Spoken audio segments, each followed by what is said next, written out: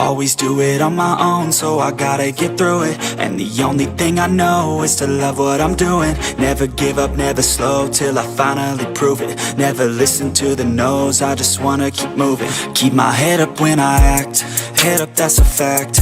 Never looking back, I'ma keep myself on track. Keep my head up, staying strong, always moving on. Feel I don't belong, tell my thoughts to move along. Push myself to be the best, die with no regrets. Live with every breath, see my message start to spread. And I had so many dreams, then you hit your teens. Life ain't really what it seems, try to find out what it means. Always do it on my own, so I gotta get through it. And the only thing I know is to love what I'm doing. Never give up, never slow, till I finally prove it. Never listen to the no's, I just wanna keep moving. Yeah, I put out all this art, it's my only medicine. Yeah, everything I do, I'm just being genuine. Yeah, I'm sick of being screwed, feel my own adrenaline. Yeah, I do just what I do, and I hope you let me in, yeah.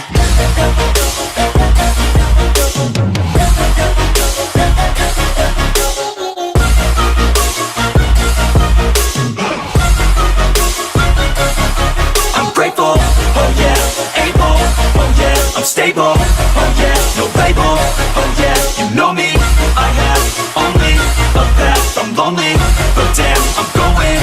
I don't want no fake love, I want the real stuff. Everybody listen up, cause I'll only say it once. I'm gonna show you all the path, if you want it bad. I'm gonna show you where it's at, yeah, how you can get it back. Yeah, cause I ain't never done, I'll be number one. Working hella hard until I get just what I want, yeah. Rises like the sun, yeah, fatal like a gun. Shooters gonna shoot and I'm gonna shoot until I won, yeah. Always do it on my own, so I gotta get through it. And the only thing I know is to love what I'm doing. Never give up, never slow, till I finally prove it. Never listen to the no's, I just wanna keep moving. Yeah, I put out all this art, it's my only medicine. Yeah, everything I do, I'm just being genuine. Yeah, I'm sick of being screwed, feel my own adrenaline. Yeah, I do just what I do, and I hope you let me in, yeah.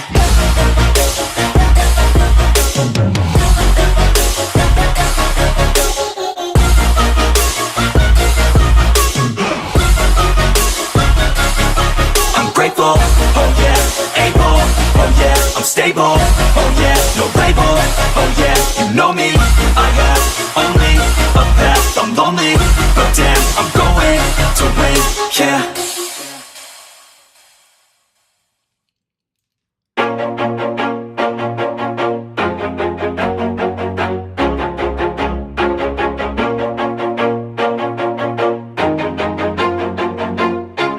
Always do it on my own, so I gotta get through it. And the only thing I know is to love what I'm doing. Never give up, never slow, till I finally prove it. Never listen to the no's, I just wanna keep moving. Keep my head up when I act, head up, that's a fact. Never looking back, I'ma keep myself on track. Keep my head up, staying strong, always moving on. Feel I don't belong, tell my thoughts to move along. Push myself to be the best, die with no regrets. Live with every breath, see my message start to spread. And I had so many dreams, then you hit your teens. Life ain't really what it seems, try to find out what it means. Always do it on my own, so I gotta get through it. And the only thing I know is to love what I'm doing. Never give up, never slow, till I finally prove it. Never listen to the no's, I just wanna keep moving. Yeah, I put out all this art, it's my only medicine. Yeah, everything I do, I'm just being genuine. Yeah, I'm sick of being screwed, feel my own adrenaline. Yeah, I do just what I do, and I hope you let me in, yeah.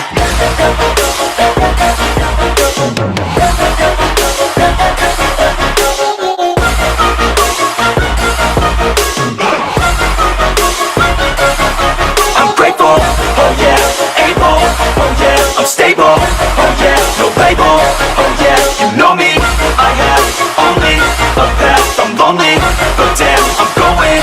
I don't want no fake love, I want the real stuff. Everybody listen up, cause I'll only say it once. I'm gonna show you all the path, if you want it bad. I'm gonna show you where it's at, yeah, how you can get it back. Yeah, cause I ain't never done, I'll be number one. Good evening, boys. Hope you're doing well. I figured I would do a live stream tonight because, you know, typically we do them on Thursdays, but I have a lot of energy.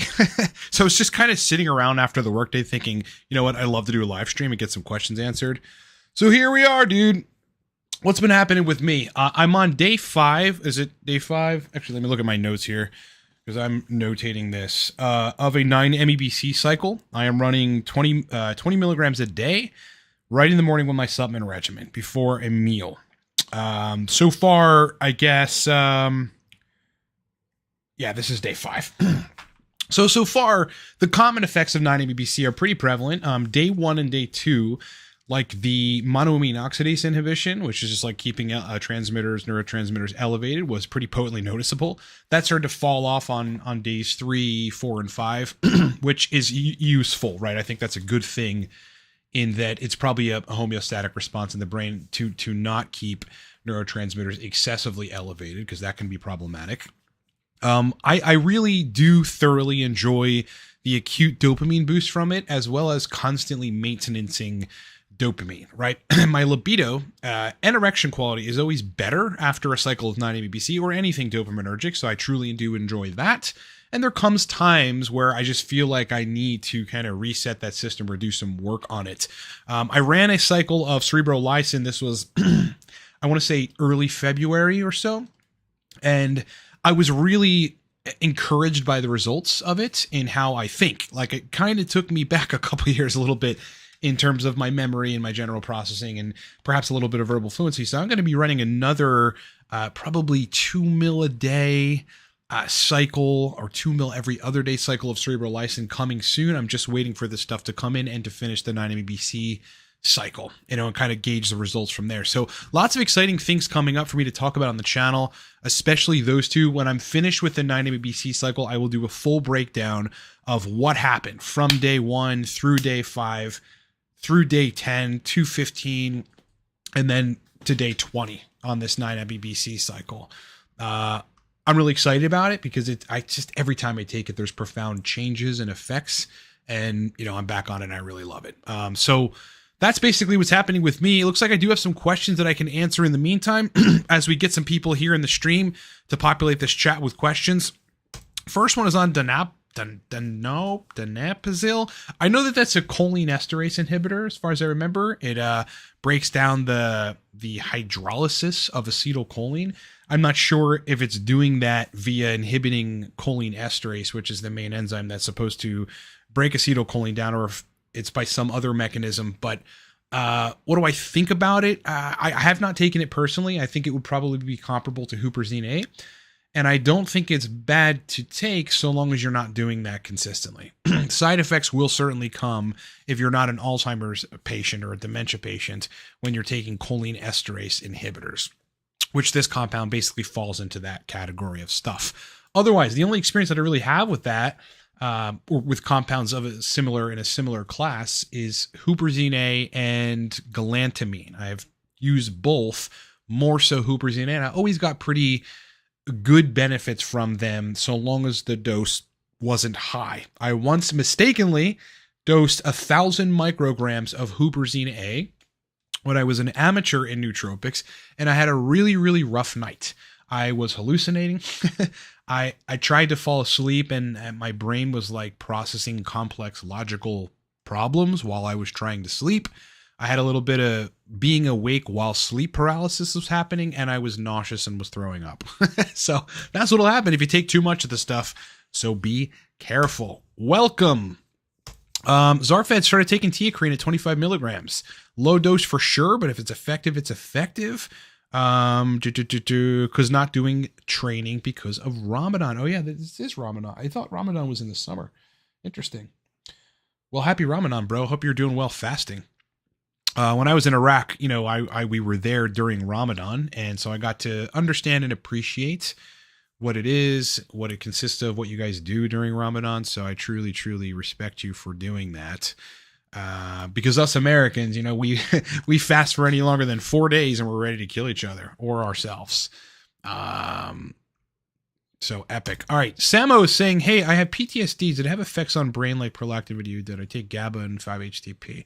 I think, yeah, PSSD or PTSD probably does, or sure. I mean, the basis of it has to be neurological, right? So I mean, it's difficult to say. Like, traumatic events tend to wire your brain in a way which makes you, if there are in the presence of triggers that are relative or relevant to those traumatic events, be hyper responsive to them for sure. I mean, there are things still to this day after 50, I haven't been in Iraq for 15 years, but I fought in the war 15 fucking years ago. And there's stuff to this day, like every now and then it'll come up and, that I react a certain way. And the only reason I react that way is because I went to Iraq. So I'm sure that there's a neurological basis for that, but some of it may not be neurotransmitter based. It may just be that, like traumatic things impact your brain. Maybe this has to do with the amygdala. Who knows, in a way which in the future, if you relive it at any capacity, you might be provoking, you might be stirring up the fucking hornet's nest, man. There's a lot of shit in my life, especially stuff in Iraq that I just purposely don't think about because I'm not sure that that's healthy to think about it. I don't know. Fluffy the Chubby says, for religious reasons, I can't use Cerebrolysin. So how does Cortexin compare? Okay, so I don't really know what Cortexin does. I guess you're probably a Muslim and maybe that has to do with the fact that it's coming from pigs' brains, potentially. I'd have to look into the mechanism of action of Cortexin. I believe it's probably just inducing more neurotrophic factors or neurotrophic factors like Cerebrolysin is. Let's see. Activated neuropeptides and neurotrophic cerebral factors, essentially somewhat of the same thing. Potentially has a more potent GABAergic effect. So that's really what I would say about it. I mean, I haven't done any research, so I really couldn't help you. It's unfortunate that you can't take Cerebrolysin because that stuff is very, very magical. Anything that's potently increasing neurotrophic factors is so powerful. I mean, you're going to think about it. You're going to be like, holy shit, like the last 3 or 4 years, my cognitive function has declined. Like you start to notice it when it starts functioning better. Like I can remember stuff now. Like I'm reading and comprehending what I'm reading and I'm feeling better. I'm energized. People walk around without optimizing brain chemistry and hormones in somewhat of a zombie state. They're alive and they can remember, they can recall shit, they can drive cars, but they're not really alive. I mean, they're not really awake. This kind of stuff really makes you awake. It's pretty awesome. I forget optimal dosage on Suboxone. I ran a cycle of, and I want to say 75 to 100 milligrams or so. Pretty powerful stuff. I wouldn't take it every day because it's going to inhibit the reuptake of dopamine, and that's not good long term because you probably end up depleting dopamine, which isn't good. You probably get away with taking tyrosine intermittently as you cycle a day or two off of Suboxone. One of the things that's pretty clear in people that have ADHD and are prescribed Vyvanse or Adderall or similar analogs is that eventually the stuff stops working to the extent that it did. And they start getting muted orgasms and muted libido and anhedonia. And the way that they're able to fix that is just to replete dopamine by taking tyrosine. And then, their Vyvanse starts working again. So that would be a good strategy to take in between something like L-tyrosine, maybe mecunapurines, in between Suboxone cycles. Rod Farva says, do I need to cycle nootropics like Cortex or can they be used every day? So we built both of our stacks to be used 5-6 days a week. You generally want to take a day off of everything regardless because neurotransmitters, when pumped up in excessive quantities or elevated quantities, like you're always going to get some degree of tolerance eventually. And to stave that off, you just give yourself a little bit of a break. But yeah, there are compounds that you really shouldn't be taking every day. Like uridine would be a compound that I really don't think you should be taking every day. Noopept is another. Let's see, what else shouldn't you really take every day? Probably tyrosine because it's going to make you build a bunch of T3 and T4, which initially is great. At the same time, noradrenaline, which may not be great, if you get past a certain threshold. But the Cortex stack and the Torque stack are built with stuff that you can take pretty much daily. Jason, Cerebrolysin is a good way to aid in tapering off SSRIs then. Potentially. I don't know, and I've not seen that in my kind of consulting experience. Tapering off an SSRI, what I have seen is it's best to just take it slowly but consistently, right? Slowly but consistently. So the adaptations that your brain is going to make when, you're off of it can start already as you taper down. And then when you're at the lowest dose possible for, a week, 2 weeks or something, and you're already tapered down and you're feeling pretty much okay, stop taking it. At that point, you may end up having some sexual dysfunction, some anhedonia. It's really difficult to say. I think If you taper, you're probably less likely to get these post SSRI syndromes, whether it's sexual dysfunction or anhedonia or both. But at that point, after which, if there are problems, you definitely want to look at hormones for sure, right? Because SSRIs fuck with hormones in a variety of ways, not the least of which is by elevating prolactin and inhibiting gonadotropin release. Your testosterone is probably going to be low. Your neurosteroids are probably not going to be in optimal quantities, even though they are bumped up a bit in the presence of an SSRI. That's not sustainable over time. And cerebrolysin may be useful for that. Hormones and then potentially cerebrolysin if the hormones don't fix everything. And specifically, I'd be talking about testosterone. I heard that a new nootropic like Atomax exists. Not sure what you're talking about there. 00 Vengeance. Yo, what's up? Ryan, got to see you too, dude. You still use Bacopa? On and off, I do. It's 500 milligrams when I use it. It's very low level, like brain performance improvement. It's one of those things that after a while you really don't notice it, but if you stop taking it, you'll notice it. And then when you start taking it again, you notice that you were maybe a step back in cognitive function, before you started taking it again. I honestly think it's one of the most innocuous compounds there is. It keeps serotonin homeostasis in a very, very balanced place via keeping the transporter system functional, which is that system that takes serotonin from the synapse and clears it, stores it for later use, and then allows it to release, as needed. I think Bacopa is not only great, but it's one of the OG nootropics. Safe, time-tested. You're really not going to have side effects with it, and it's pretty awesome. Fluffy the Chubby asks what the difference between Cortex and Torque is. If you could categorize them this way, this would help you. Torque is more of a stimulant that's accents are motivation, energy, and focus. So it's really, really dopamine centered, and it'll improve your libido, maybe mildly raise your testosterone levels, and get you kind of energized to just live life, and you'll be very productive. Whereas Cortex has less dopamine optimization to it, a little more acetylcholine optimization, but primarily it's a fast onsetting energy supplement. Okay, Cortex fast onsetting energy supplement. Torque fast onsetting energy supplement, but with focus and motivation, and dopamine is the primary neurotransmitter that's targeting. Fluffy the Chubby also says, I wanted to schedule an appointment with you. How to create a stack works for me. How does that process look like? Yeah, book at livecortex.com. I'll reach out to you after you've booked to set up a time. Depending on what you select, like if you go for a 3 or 6 month program, we'll have a full fact-finding call of an hour to find out everything that's going on. If you're just doing an email consultation, I'll reach out to you with somewhat of a fact-finding template, like what is your situation? Do you have associated labs? Explain to me in detail, but succinctly, considering time constraints on these email consultations, what the issue is, and I'll get back to you within 24 to 72 hours. Downsides of dosing uridine daily. I generally take the weekends off, but curious. Thank you. I don't know if there's a whole lot of downsides, other than the fact that it depletes folate. That's why I mentioned that before. It's not something I think you should be dosing every day unless you're very conscious of getting enough folate, right? It uses up a bunch of brain folate as far as I remember. Secondarily, though, it's going to provoke a bunch of release, or invoke, I should say, of dopamine in like various regions of your brain. That's good to do, but there's always going to be some sort of compensatory response in response to that. Also, though, uridine has like maybe a 70-30 split in scientific discussion in the scientific papers around like it being pro-dopamine, and then some it being anti-dopamine, right? There's much more literature suggesting it's pro-dopamine, pretty much proving that. But in weird cases, it tends to, what it looks like it's doing is potentially downregulating one of the most important dopamine receptors you could ever, have in your brain, or not downregulate. And that's the D2 receptor.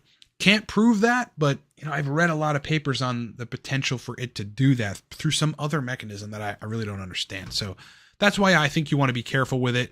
Actually, I think the mechanism is GABAergic via increasing GABA or modifying GABA at some level. That's having some downstream effects if used chronically on dopamine receptors. Samo said, I searched for powerful nootropics and I found out that Atomax peptide works like Cmax, but more powerful. Yeah, I've read about this before.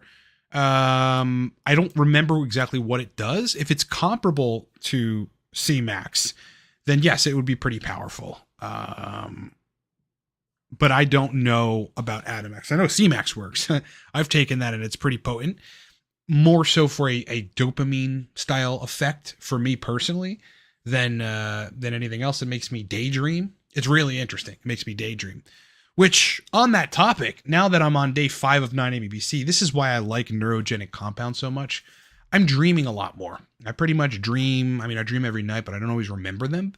Whenever I take a neuroactive, neurogenic compound, something that's doing real repair work, I dream more. I'll take a midday nap, 40 minutes, and dream the whole fucking time and wake up like, what? Wake up energized like, dude, I just had a crazy dream.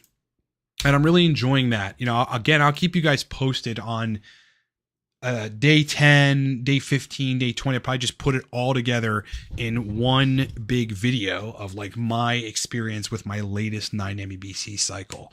So far, it's been incredible. Again, the first 2-3 days, I had that, what is probably elevated levels of all neurotransmitters via a delay in breaking them down, which is one of the things 9-MeBC does. And that tapers off at like day 3, day 4, day 5, but there's still some carryover, additional excitement for life, additional energy, generally better brain function. People forget that 9-MeBC is not just a dopamine drug or a dopamine research chemical, effectively a drug, but it's also increasing a lot of neurotrophic factors. So it's systemic brain repair in addition to systemic dopamine repair. Really, really awesome stuff, guys.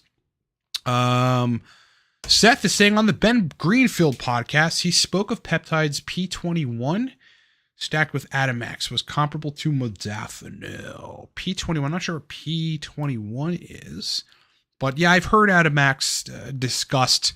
I'm getting the itch, guys, because I recently went on a peptide site to buy another cycle of Cerebrolysin.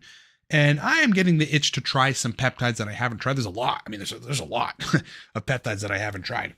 I've just come to learn what's tried and true, what works, what I can take that won't produce measurable side effects, and that won't cause anything weird to happen long term. So I like to stick with that. But I think there is a lot of stuff that I want to experiment with. Like I may start experimenting with some growth hormone peptides. I really don't know. It's just something that is in the making. In the makings. In the makings worth. Elwin, I remember from a previous video that you talked about a lab that we could use to order blood tests. Yeah, discountedlabs.com. Discountedlabs.com. There's one primary medical doctor, an official MD, that operates behind Discounted Labs. What the hell's his name? I forget his name, but he's like, he approves everything. When you go on there, you set up an account and you buy a free T3, T4, TSH, which will ultimately be pretty cheap. I think the last thyroid panel that I ran, including thyroid antibodies, was like $68 or something, just like something ridiculous, like very cheap. And then within seconds, when I order, like I just ran prolactin yesterday, I ran estradiol a while back, I ran CBC CMP lipids. I purchase it and I get the requisition form emailed to me almost instantly. I mean, within minutes, I have the requisition form, which is the form that your doctor would give you to then bring to Quest or LabCorp to get your labs done. So discountedlabs.com is a goddamn godsend. It is very awesome. Compounds known to boost REM sleep. Glycine would be the only compound that I really think can do that. Like the GABAergics, like valerian root, which will be very effective for inducing sleep. The GABAergics just tend to, I mean, maybe they work for some people, right? But in my experience, they tend to mess sleep up. They'll knock you out and you'll stay asleep. But I'm not sure the extent to which that's deep sleep. And you wake up very groggy with the GABAergic. So I would shoot for using glycine over anything if you want to get very deep sleep. Alternatively, ashwagandha. If it resonates well with you and it doesn't give you any sexual dysfunction or weird side effects, which are very rare, by the way, from ashwagandha, then ashwagandha seems to have that effect for me. Like I'll wake up very refreshed, as if I slept better. I'm not measuring, so I can't tell. How do I manage blood pressure when using TRT nootropics on NABC and other stimulants like modafinil? Well, me personally, I never had a problem with blood pressure. Call that genetic. Call that the fact that I ran for 4 years in the Army, like I was a runner. And then I ran for an additional 8 years when I got out. I'm talking about 3 to 5 mile runs every day. So I'm 40. I don't have a fucking gray hair on my body, on my hair. And I don't have high blood pressure. I never have. I've just never had high blood pressure. Now, I don't overdose salt. I eat it, but I don't eat processed foods. I just don't. They make me feel bad. So, I mean, my meals are all normal. In the morning, though, I'm eating 2 pieces of bacon and an egg and like an English muffin, right? And at nighttime, like, again, beef, tuber, vegetable, beef, rice, vegetable, chicken, rice, vegetable, etc. That's basically what I eat. A little bit of salt. Like, so, lifestyle is a huge driving factor of whether or not your BP is going to rise versus not. I also don't drink alcohol, right? So I'm just not doing a whole lot of things that are raise BP. I'm on, right now, 175 milligrams testosterone propionate a week, 500 IU-HCG every other day. I mean, my fucking test is super physiologic for, a good bit of the day. No question about it. No rises in blood pressure, man. It is about more than exogenous test. 9-ABC doesn't seem to be moving it at all. Modafinil really never moved my blood pressure. Now, maybe I'm an anomaly, but I don't think so. I think I'm just very healthy. You got to manage lifestyle if those things are affecting you negatively. Otherwise, you have some sort of genetic predisposition to have high blood pressure for sure. Over time, eating very well and doing cardio and lifting weights will probably lower that set point and staying hydrated as well. If you're consuming entirely too much sodium, but not enough water, like, the electrolyte balance is going to be so much in favor of sodium, you're essentially going to be somewhat dehydrated and your blood pressure is going to go up, which is not a good thing. JLD89, any recommendations for 9-ABC suppliers? We don't talk about sources here. Anyone that ever asks about a source again is getting banned. Sorry. I mean, I've said it 500 times, so don't ever ask about sources here. And not that I don't want to give you a source, is that YouTube will fucking ban us because they're idiots. Never heard of TAC 653, AMPA receptor positive allosteric modulator. Okay. The only compound I know that's like that is aniracetam. Any good stomach or cramp or gastrointestinal issue remedies? Yes. If the issue is driven by H. pylori, mastic gum. That stuff is game changing for, I hate that phrase. That stuff will heavily modify the game in a way which changes it. For people that have gut issues, if the issue is H. pylori, and for a lot of people, the issue is H. pylori. Even if you have a negative H. pylori test, because there's like a 56% false negative rate on that. Joe Isaac says, to God sent me. You have no idea how many lives you save. Your channel is truly underrated. This channel should leave 5 mil, bro. I don't even know if Thomas DeLauer has 5 mil. And I'm not really sure that Thomas DeLauer is as advanced. That dude was pushing keto on a recent podcast. Consistent keto. Just saying nonsense, bro. But thank you. I really appreciate that. If we hadn't been banned 5 times and thrown in the shit can in terms of the algorithm, I think we'd have at least 100K at this point. But we're getting there. Slowly but surely, boys. Samuel says he's got a garden, eats a lot of vegetables, and I have some gray here and there. And that 24? What? You're 24? How? I mean, that's genetic, brother. I don't know. But at the same time, there's something to say for lifestyle. My dad died at 39 of alcoholism because he was an idiot. And he was gray. I mean, he was gray at 35, 36, probably before that. Gray and losing hair. Lifestyle. I'm 40, dude. I don't have gray hair. I have no gray hair. I have none. I have no gray hairs. I mean, genetics, like, I don't know. My mom had grays at 40. Something happened to me, all right? When I was a baby or something, I think the big guy came down and said, he blessed me with something, man. I really feel like that, or aliens. They did something to me when I was a baby, okay? And it made it so that, I don't have any gray hairs and I think I'm going to live a long time. Double Zero Vengeance, Xanaracetam, good nootropic or stunning. Certainly. One of my favorites. Joe Isaac. So does 9-ABC regenerate dopamine neurons, or does it also resensitize dopamine receptors? I can't find a link for it resensitizing dopamine receptors. But what would probably resensitize dopamine receptors is upregulating neurotrophic factors, which are repair proteins, basically, which 9-MeO-bc does. So in that regard, probably, but there's no direct causal or definitive like link for that. What you're upregulating is conversion chemicals to take tyrosine and turn it into L-dopa and then dopa into dopamine. You're making new dopamine neurons, and you're catalyzing this process called differentiation of dopamine neurons, which is where they grow from being very young and immature. They grow axons and dendrites, which are the spines that grow from neurons to communicate with other nerve cells in your brain. Then they branch out further from that point. And it's also upregulating some of the genetic factors for dopamine neuron generation, but not directly upregulating receptors, if that makes sense. Just further consultation up. Okay. While I wait, I'm buying Nootropics books. Yeah, the probably the best. See, it's so hard because Nootropics Round Zero, Nootropics Mastery, Nootropics God Course, and then Nootropics Masterclass. Like they're all pretty dense with information. Ground Zero, if you're new, Nootropics Mastery is the newest one that goes through a series of stacks for each brain state. Like if we're trying to do verbal fluency, do this. If we're trying to induce memory, do this. Energy, do this. And it's all pretty targeted and tailored stacks. Austin Barnes retracted his message.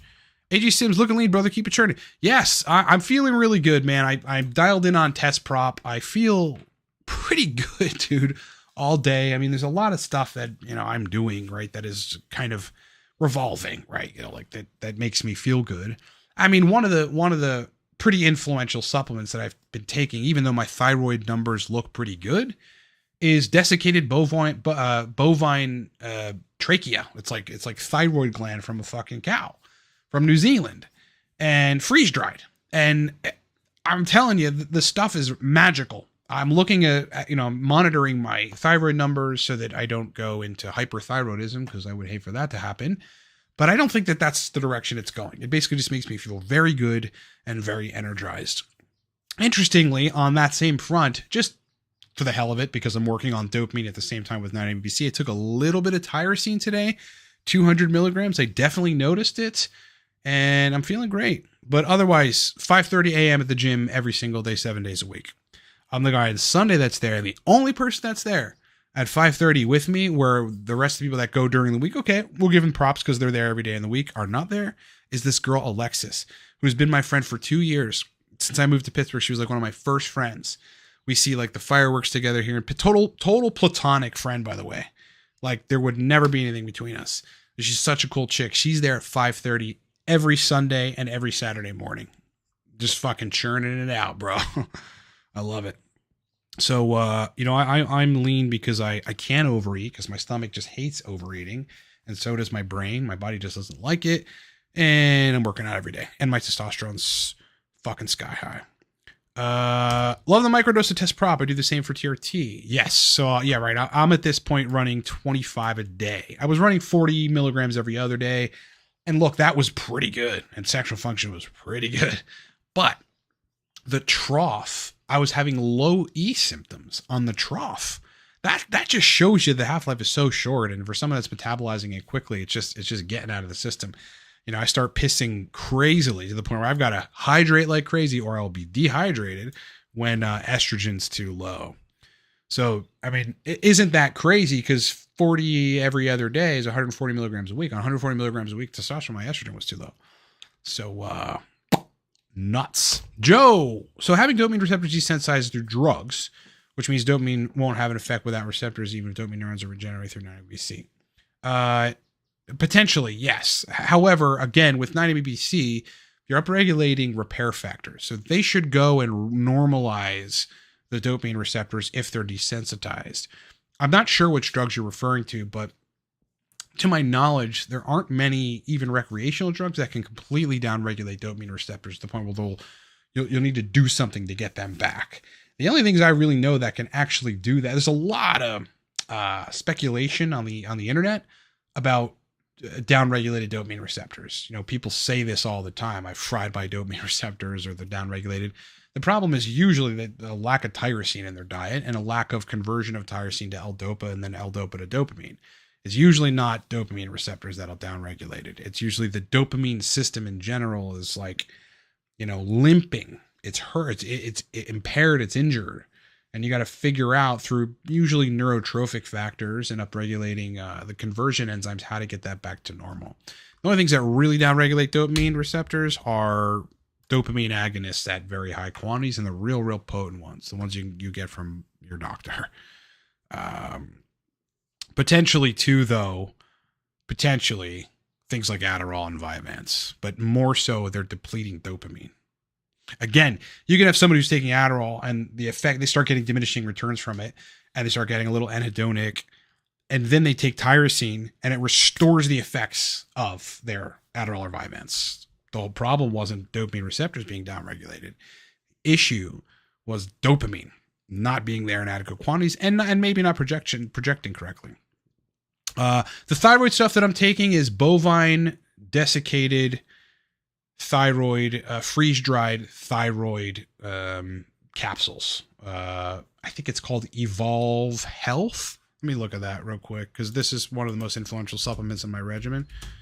Evolve Health Bovine. Is it that stuff? It is. It's called Evolved Elements. All right. Evolved Elements. Let me see if I can just do a quick window capture for you guys. This is the stuff that I'm taking right here. Okay. Right there. Okay. Raw grass-fed desiccated bovine thyroid from New Zealand. Freeze-dried. The stuff is wonderful. You're getting 200 milligrams of cow thyroid in this supplement. It's wild. It is wild. When you open it up and look at it, it looks like a liver supplement. Like you know this is an organ of an animal. It's wild. But the energy is off the charts, unmatched. Didn't realize I just blanked my whole head out, bro. But that's the stuff. All right. I hope that's been useful for you. Game changer. Hate that phrase. Changes the game, bro. Nootropics are you taking today? 9-MeBC and L-tyrosine. Joe Isaac, thank you, brother. Can cabergoline downregulate receptors? Yes. Cabergoline can definitely, like this isn't my opinion, can definitely desensitize dopamine D2 receptors. But you got to be taking it for a pretty consistent period of time. I'm talking about 3 or 4 years at 1.75 to 2 plus milligrams a week. And the only reason you'd be taking that is if you had Parkinson's or a giant macroprolactinoma. Otherwise, you wouldn't need that much cabergoline. So, running a cycle of cabergoline, if you ran a decacycle and your prolactin went out of range, or if you took kratom and your prolactin went out of range and it's still above range and you need to get it down, that's not going to desensitize dopamine receptors. I mean, you need a long time on that stuff. In order for there to be desensitization of the dopamine receptors. Again, a lot of the stuff, and no one knows this, right? Because people aren't reading into literature enough to know what actually does cause desensitization of dopamine receptors. A lot of the fear mongering, or at least just the phrases that get tossed around, you're going to downregulate your dopamine receptors. It's actually just not true. It's all over Reddit, like that mucuna is L-dopa, not true. Mucuna is going to downregulate dopamine receptors, not true. A lot of it's just not true. So you got to know how to discern. But yeah, cabergoline will desensitize dopamine receptors at high doses, 2 milligrams plus, for like 2 to 4 years. Then you're going to have an issue if you're doing it for that long. Austin is saying, I want to see if you already had a vid. General thoughts on atifoxine. I don't even remember what that stuff does, brother. Maybe you can give me the mechanism of action for it. But I don't know. I don't know. Can 9-MeBC fix prolactin without cabergoline? Maybe. Again, on the video that I posted regarding prolactin yesterday, 9-MeBC was like a potential anti-prolactogenic, drug or compound. And I think that I would be very surprised if someone had 27 to 50 nanograms per milliliter of prolactin, so elevated for sure, but not pituitary adenoma territory, and they took 20 to 50 milligrams 9-ABPC for 40 to 50 days with weekends off, and that prolactin didn't normalize. I'd be very, very surprised. Extremely surprised. Now, maybe I'll be proven wrong if someone actually runs that, but I'd be very surprised if it didn't normalize prolactin and maybe even lower it. Like lower it once it gets into the normal range, continue to lower it. Dopamine is what controls prolactin, and you are upregulating everything there is to upregulate besides the receptors potentially regarding dopamine with 9-ABPC. So that's the truth of the matter. Brother! Thank you, brother. I forget the doses on... God, I haven't taken C-Link in a while. So I'd have to really look through my notes and see. Look at this sentence. Too little research for we to know perfect. All right. I think I already answered that, I believe. Yeah, I think we're caught up. We can talk about aniracetam, though. I mean, this compound, that and oxiracetam, have been extensively studied and taken in the elderly. Elderly people took aniracetam. It was a combo, I believe, of aniracetam and oxiracetam in high doses, 1,600 milligrams high doses for 9 to 12 months, I believe the study was. No toxicity on organs, only positive effects on memory and cognition. That's why the racetams are so good, especially aniracetam. Like, safe, is not going to damage your organs. It's only going to make your brain work better. Brother, beard tips. That derma roller, I don't know. Is a derma roller like a micro needler? Is that what that is? I think I know what that is. I don't know. It's got to be genetics, dude. When I was in the military at 20, I would shave at 5 a.m. and then by noon, I'd have a 5 o'clock shadow, 12 o'clock shadow. It just, and my, in OSUT, or what you guys know as boot camp, my drill sergeants would be like, you didn't fucking shave. And when I got to my duty station, the same thing, until they finally realized that I can shave in the morning, and it's like it looks like I really didn't shave for a day or two at 12 fucking p.m. So I think it's my genetics. Although my dad had facial hair, but only a goatee. He didn't have a beard. So I don't know. Like, I just have no idea, man. But I would think it's genetics. Okay. Question is, did you do test E, test C? And how was that compared to libido? How was the effects of libido for you compared to those? Yeah, I've used both testosterone and testosterone cypionate. Libido was fine on both of them, but I have to dose infrequently, every fourth day or so. And my theory on that is that with long esters, there is a constant saturation of both androgens and estradiol, but at the tissue level where this really matters, the serum matters, right? But we don't even know how to measure estrogen at various tissues. We don't know how to measure that. Scientists admit that in studies. So it's like if the serum says you're at 40, okay, that's usually an indicator that you're a little high or whatever, and maybe at the tissue level there might be elevated levels of estradiol binding and causing issues, or causing what happens when you bind to the estrogen receptors. But we have no way of even knowing. And prolonged exposure to estradiol at tissues is bound to, based on what we know about what it does, inhibiting nitric oxide, inhibiting acetylcholine mediated like penile reflexes, increasing VEGF and leading to venous leakage, which is basically the biggest cause of ED, or one of the main causes of ED. It's like the longer esters, estradiol just sits around. It sits around. You could be at 30, but it's sitting around real stable. You never get a fucking trough. And I feel better on a trough as long as test went super physiologic or close to it, which happens with testosterone propionate. I feel better toward the latter end of the night, just normally tired and whatever. And I feel better with that peak and trough, right? I'm still therapeutic. I would wager that I'm not going hypogonadal at, 2 a.m. And even if it was, I'm fucking sleeping, so whatever.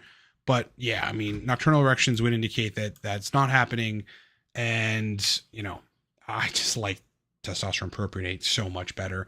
I would get somewhat nagging, persistent acne, especially on my shoulders with cypionate, no matter what I did, no matter what, guys. And that's just clearing rapidly with prop. So yeah, I've run the longer esters and they're fine. I felt great. Again, the best dose or protocol for sexual function, my energy was kind of shit on day 3 and day 4, but it was the best for sexual function, terrible for acne. But everything is basically better on prop for me, except for the post-injection pain, which really does hurt.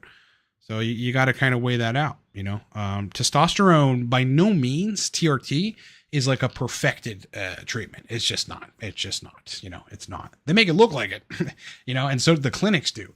But you usually got to do all manner of manipulation to make it work for you. Whether that's like doing daily injections so that, your hematocrit doesn't rise, or, taking microdoses of an AI so that, you have sexual function while you're on the stuff. So, or getting the dose perfect where all that is fine. Then you do a bunch of stuff on your diet to make it all work, but it's not necessarily easy. Not necessarily easy. Don't know what those are. Kidneys hurt from taking paracetam. Weird one. I've not seen that. I'm not saying that isn't the case, or that, that isn't the issue, or that doesn't happen. There's not some mechanism for that, but generally the racetams are not kidney toxic. Although in that study, only aniracetam and oxiracetam were tested. You might also need to look at EGFR, because if it's below fucking 80, then you have, mild kidney impairment already as it is. So if you have that, and you're taking something that the kidney's got to use, the kidney's got to filter out, then that could be your issue. Is there something like 9-MeO-BC but does receptors neurogenesis? Cerebrolysin would be the next comparable compound that's like more general on neurotrophic factors versus just dopamine, which is what 9-MeO-BC does.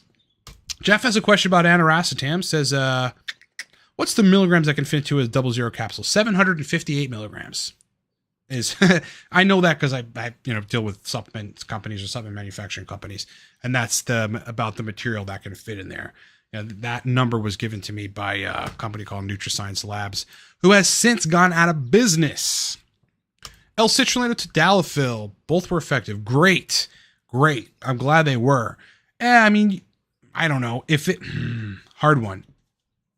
Tadalafil has a lot of really positive benefits on cardiac function and blood flow, obviously on erectile function. But citrulline, it's something you make naturally, and if that is doing you well in that regard, I would choose that over Tadalafil. I just, I got into the daily 5 milligram Tadalafil. I skip days here and there. I just really I like the pump in the gym. I like, the erectile benefits. I like some of the stuff. RIP Volk. What? Volk? No way. You'll have to tell me what's happening with that. There's no way something weird happened with Volk.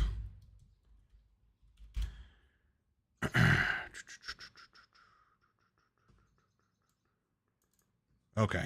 He didn't die, it looks like. But he did, he has been doing, he lost a couple fights. He lost. When you lose once, this is what happens. The same thing happened to Usman. It happens to everybody. They lose once and then they know they can lose.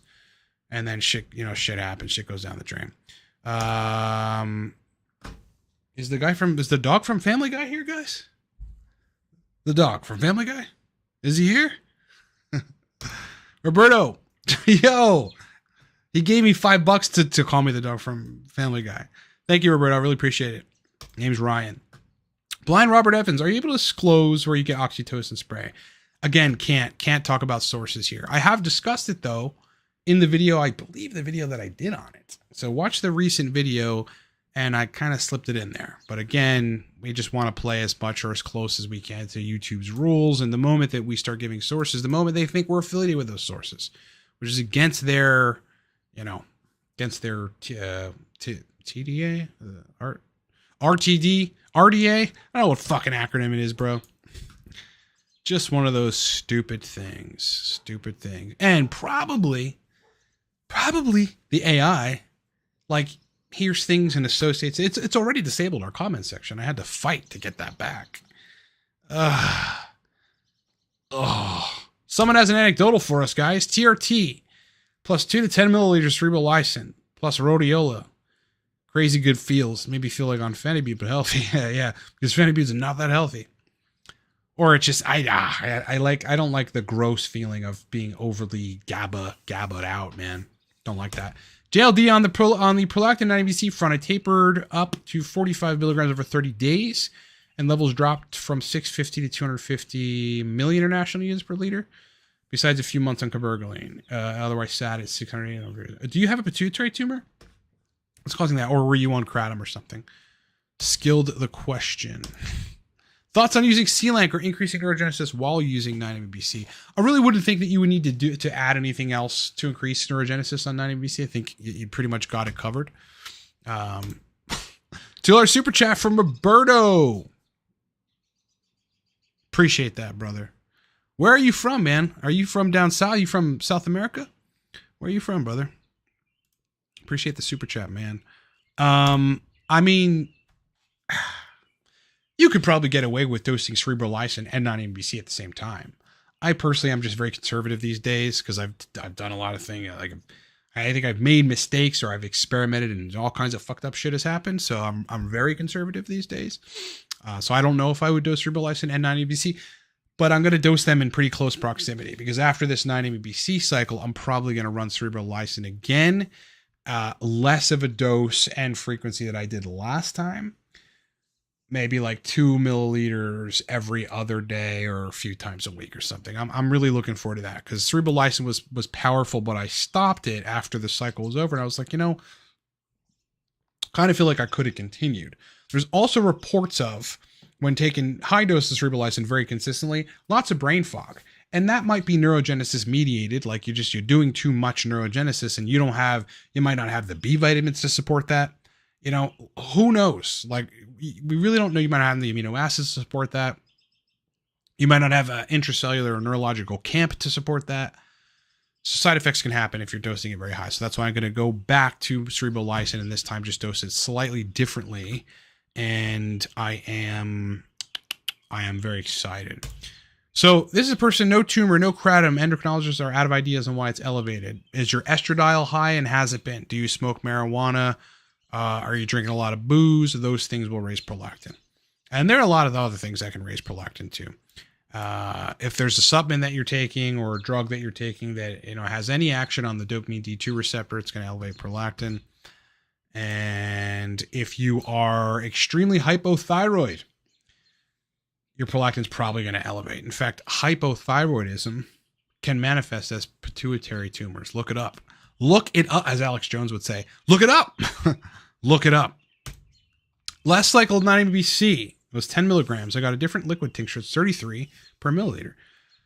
33 milligrams. I think the highest I've done on a 9-MeBC cycle was 40 milligrams.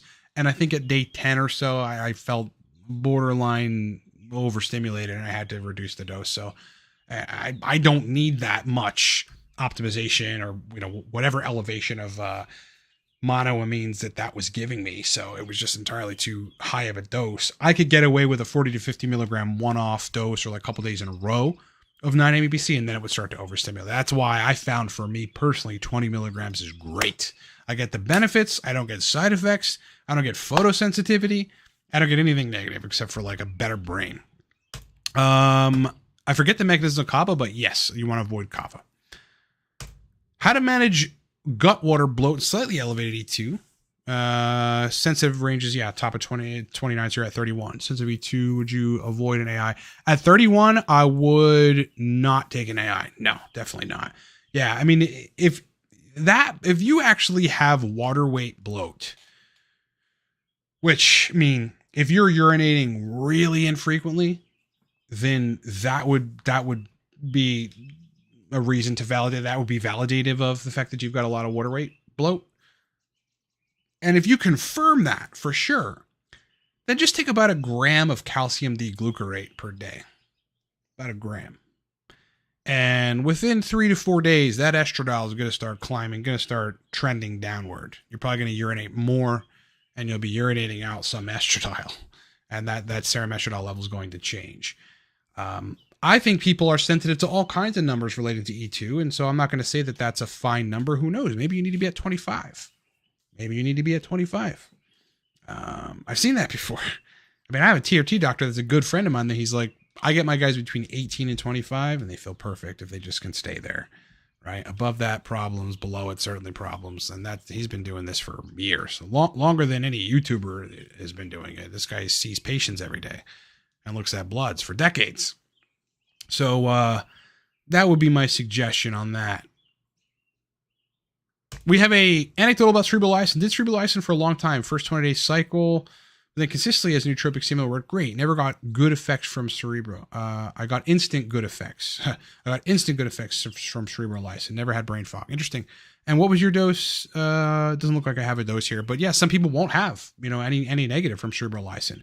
I never did. And my last cycle didn't really have anything negative with it. And clomiphene for treatment of hypogonadism. It'll be effective. Yeah, there's better options. There are just better options. I mean, you're even better off going with like oral TRT, which is something that Maximus now has, where you got this very fast-acting, short-lasting, short half-life oral tablet of testosterone that still will peak in an hour, a couple hours, and start to trough thereafter. You might have to dose it twice a day, but that is better, than in clomiphene or clomid analogs or clomid. TRT is much better than clomid. Even HCG monotherapy would be better than clomid or any of its analogs. Jeffrey tried nicotine patches. 7 milligrams. It completely rocked my world. Awesome. Yeah, completely. I haven't taken those in a while. I still have a whole, box full. And that kind of reminds me I probably should. I mean, now that I have 9-MeBC, I don't really need much anything else. Again, I took some tyrosine today for the hell of it. But yeah, when I'm done the cycle, before the Cerebrolysin cycle that I'm going to run next, I love nicotine patches. They're honestly awesome. So like, guys, take that anecdotal. They're really good. They're really, really good. If you don't get side effects from, which a small percentage of people will, maybe potently overstimulated and make you feel like you're maybe sweating a little bit. You get weird side effects when nicotine is too high in your blood. Otherwise though, if you respond well to it, you're going to feel pretty maxed out cognitively for hours, guys. Stuff is really awesome. Best protocol for kratom withdrawals. Can't help you there. I wish I could, but I really couldn't help you. Because the problem is, people just go from one opioid receptor to the other, from kratom to Suboxone to whatever, you know what I mean? And it's just, you got to figure out how to taper down and then get off. That's what you've got to do. And then, but in the meantime, I can tell you this, so anecdotally with clients I've worked with, being on TRT, was there another compound in the picture? I don't know that there was. Being on TRT alone helped the guy taper an opioid receptor agonist, right? Because he felt pretty good because testosterone levels were high. So you optimize health and therefore energy and brain function. It's gonna be a lot easier to withdraw off of this stuff. But just my best piece of advice is get all that stuff straight. Probably go on TRT. I mean, that'll change your life, honestly, to make it a lot easier. But don't switch to another opioid receptor agonist, one that's maybe less, they're all bad. They're all bad in relation to prolactin and stuff like that. So,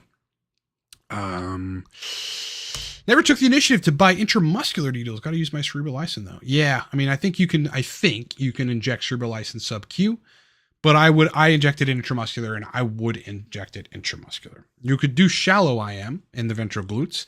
Doesn't necessarily have to be, big harpoon in the quad or the vastus lataris, whatever that muscle is.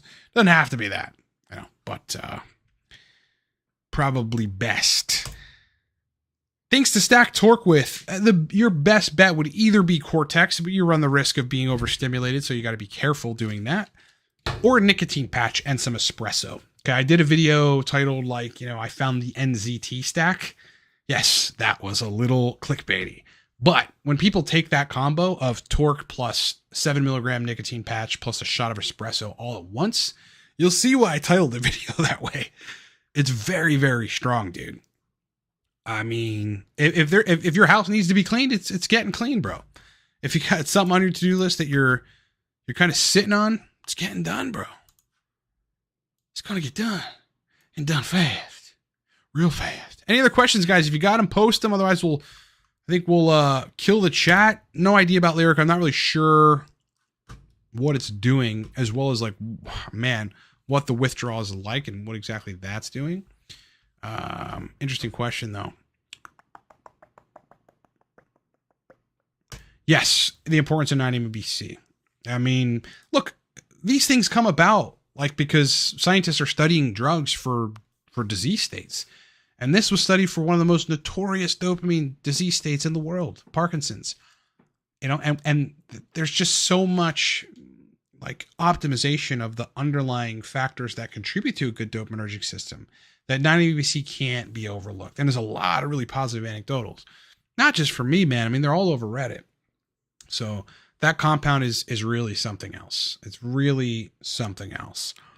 I have yet to, aside from the people that have, photosensitizing like negatives from it, where the sun effectively, they feel sunburn more significantly, or they feel the sun's rays more significantly when they're not even in the sun. And it even burns some people, like a burning sensation in their skin. I've been fortunate enough not to have that. But so far, I mean, that's really the only side effect that has come about from that compound. Everything else is just, in my work as a consultant on this, dude, it's been, I hate the word game. I was going to say game changing again. It's been modifying to the game in a way which modifies it. It's really made a big impact on people's lives. So the compound is honestly very, very cool. All right, boys, I'm going to end the stream. Thanks for being with me on this Tuesday night. Is it Tuesday? Yeah. I think we're going to do another one Thursday, so look forward to that. Codes for product are in the description, because right now I just sent an email to the whole list, our email list, which is like 20K strong, that Torque is 35% off. All right. The code for that is in the description. Cortex is 25% off. Code for that is in the description. Supercharged Dopamine is 20% off. Code for that is in the description of this video. Content coming tomorrow, so look out for it. I appreciate your guys' questions. I appreciate the fact that on a Tuesday night, like, you want to hang out and talk about biohacking. That's totally fucking awesome. More live streams coming this week and more content, because I'm spitting it out, bro, endlessly. All right, everybody. Thanks for the questions, and I'll talk to you guys super soon.